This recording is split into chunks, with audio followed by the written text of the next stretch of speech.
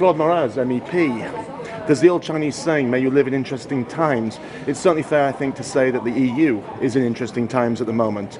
We have Brexit, the advent of that, probably 2 years. We have the rise of Mr. Trump as the president-elect. And we probably have the rise of Marine Le Pen later this year in France. What hope is there for the EU? Well, if people hadn't noticed, there is a global issue, but I think there's certainly an issue in Western countries, and there is an issue of a dominant group, a dominant class being challenged, and I think that's no surprise to anyone. And in amongst that, there is an EU element. And of course, people with different agendas will want to focus on that element. My understanding is that in amongst all the sound and fury, people, certainly in opinion polls, as far as we can believe them these days, certainly want the EU to stick around. There's certainly support for the EU. Despite Brexit, that's what we see. But of course, that doesn't deal with populism, fascism, far-right parties. You have to call them for what they are. And the other issue, and I see this with my background in the NGOs, in dealing with immigration issues and so on, is that this is not new.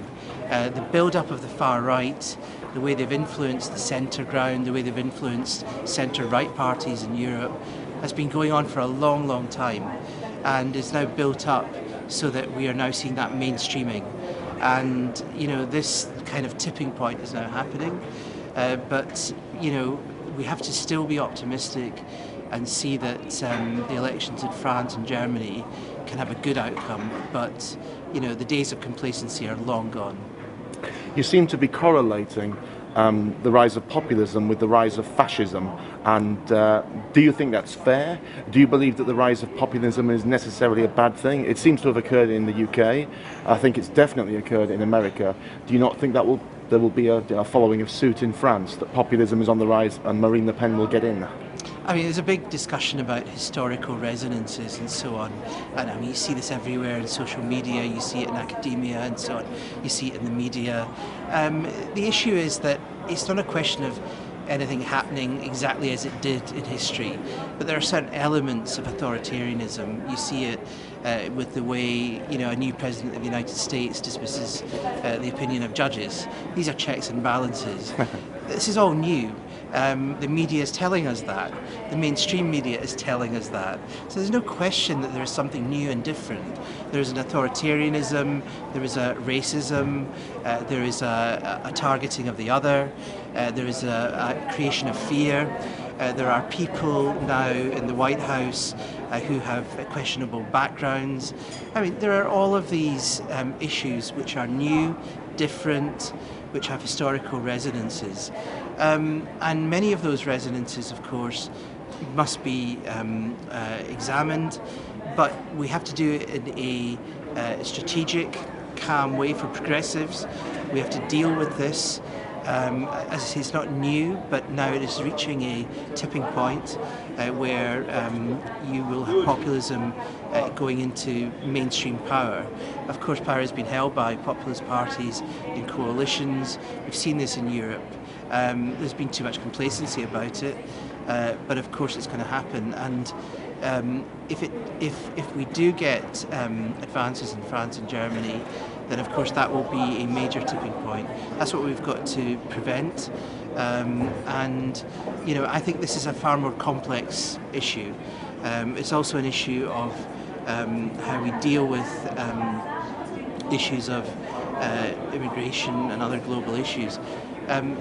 Some of these issues are not going to go away. So there's a massive strategic element to this. What do progressives, what do people in the media say about big issues like migration, asylum? And these are not just European issues, they are global issues. The demography of the world is changing. I mean, if I give you just one example, the European Union needs migration, but yet the hypocrisy is that you see Le Pen talking about let's stop immigration, and yet we still need migration. So how do we understand what is going on?